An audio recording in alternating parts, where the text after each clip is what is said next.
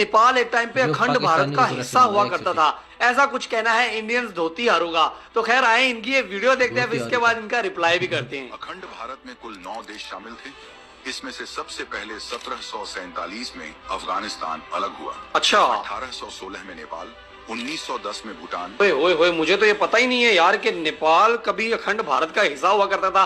खैर आए chat GPT से भी थोड़ा इसके बारे में पूछते हैं कि भाई ये क्या सीन है। चैट जीपीटी, मेरे घर पे मेरे दादाजी की एक चड्डी पड़ी हुई है जो कि 1946 से यहीं पे रुल रही है। बस मुझे ये बताओ कि मेरे दादाजी की ये चड्डी ज्यादा पुरानी हुई या इंडिया। अगर मैं ऑनेस्टली बताऊं और इंडियंस ऑफेंड ना हो तो यकीनन आपके दादा की चड्डी इंडिया से ज्यादा पुरानी है। कस्तो बनिन्छ यार महागुरी। और मेरे दादाजी की चड्डी यार मेरे दादाजी की चड्डी की वैसे इंसल्ट होगी भाई कि वो भी 1 साल पुरानी है इनसे। चैट जीपीटी इनको फेल के जा रही है और कह रही है अगर इंडियंस ऑफेंड ना हो, उनको पता भी है कि ये गोबर भक्त है ना, ये ऑफेंड हो जाएंगे, अंध भक्त है, क्योंकि ये सुनते तो किसी की है नहीं। अच्छा चैट जीपीटी, मुझे ये बताओ कि क्या नेपाल कभी अखंड भारत का हिस्सा हुआ करता था, और इन दोनों कंट्रीज में से पहले एग्जिस्ट कौन करता था, नेपाल या अखंड भारत? नेपाल ना तो कभी अखंड भारत का हिस्सा था और ना है। अच्छा। अखंड भारत तो एक्चुअली सिर्फ एक सोच है, ये कभी वजूद में नहीं आया।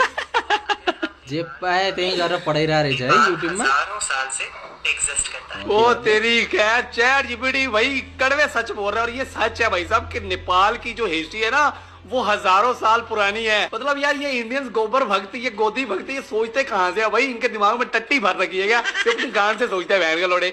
अगर आप हिस्ट्री के पन्नों को खोल के देखेंगे तो गौतम बुद्धा की जो जन्म स्थान है वो नेपाल है। इसके अलावा जो हिंदू गॉडेस सीता जी हैं उनका जन्म स्थान भी जनकपुर है दोस्तों, वो भी नेपाल में है। तो नेपाल तो हजारों साल से एग्जिस्ट कर रहा है। दूसरी तरफ चलते हैं और जानते हैं कि 1816 को एक्चुअली में हुआ गया था दोस्तों। आपको मैं बताता हूँ, 1816 को नेपाल और ब्रिटिश एम्पायर के दरमियान एक ट्रीटी साइन हुई थी। इसका मतलब यह था कि नेपाल के कुछ पार्ट्स वो थे जो ब्रिटिश एम्पायर के हवाले कर दिए गए थे कुछ मामला की वजह से, जिसमें सिक्किम, कुमाऊन, गढ़वाल और भी नेपाल के कुछ एरियाज वो ब्रिटिश एम्पायर के हवाले कर दिए गए। इंडिया ने नेपाल के कुछ एरियाज भी हड़प लिए, जिसमें कालापानी, लिपुलेख, दार्जिलिंग और भी काफी एरियाज आते हैं। तो एक्चुअली में ये सीन हुआ था कि नेपाल के कुछ एरियाज को हड़पा गया था, ना कि वो कभी इंडिया का हिस्सा थे या अखंड भारत का हिस्सा थे। अगर ऑनेस्टली बात करें तो अखंड भारत कभी कोई एग्जिस्ट किया ही नहीं भाई। देखिए ये इंडियंस की सिर्फ एक सोच है जो इन्होंने ये हमेशा से रखी है कि हम नेपाल को कब्जे में ले लेंगे, अफगानिस्तान, पाकिस्तान 10-12 कंट्रीज होंगे तो ये अखंड भारत बन जाएगा। ये सिर्फ इनकी एक सोच है जो कि कभी एग्जिस्ट नहीं किया। ठीक है, ये हैरानगी वाली बात है कि एक तो इंडिया जो है वो नेपाल को अपना भाई मानता है, रोटी बेटी के रिश्ते की ये बात करता है। दूसरी तरफ ये अखंड भारत का नाम लेता है, तो अखंड भारत में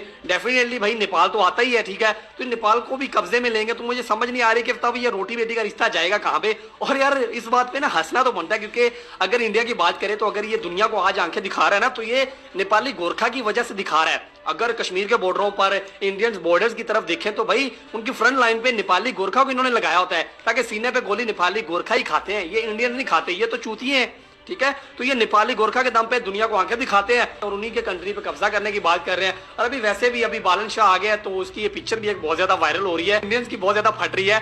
बैकग्राउंड पे अगर आप गौर से देखेंगे तो ग्रेटर नेपाल का नक्शा आपको नजर आ रहा होगा दोस्तों, ये गौर कीजिएगा। इसमें बिहार वो भी नेपाल का हिस्सा दिखाया जा रहा है, सिक्किम, दार्जिलिंग और कालापानी, लिपुलेख और भी जो ऑक्युपाइड एरियाज है जो इंडिया ने किए हुए हैं ये सारे ग्रेटर नेपाल में नजर आ रहे हैं। तो भाई नजर आ रहा है कि भाई बालन शाह के दिल में, दिमाग में ऐसी कोई बात तो है। दोस्तों एक चीज मुझे कमेंट में बताना है कि बालन शाह में इतनी एबिलिटी है कि वो ग्रेटर नेपाल को बना सके और अपने जो एरियाज है जो नेपाल के ऑक्युपाइड किए इंडिया ने वो वापस ले सके। कमेंट्स में एक नारा जरूर लगना चाहिए, पाकिस्तान जिंदाबाद, जय नेपाल। नेपाल एक टाइम जय नेपाल, जय नेपाल।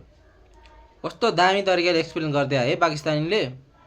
त्यही अब इन्डियनहरू अफेन्ड चाहिँ नभइदिनु होला, किन भन्दाखेरि त्यही नै हो, हिस्ट्री भन्या चुतिया बनाएर बन्ने चिज होइन, हिस्ट्री भन्या हिस्ट्री हो। सो आजको लागि यति नै भन्न चाहन्छु। So thank you very much for watching.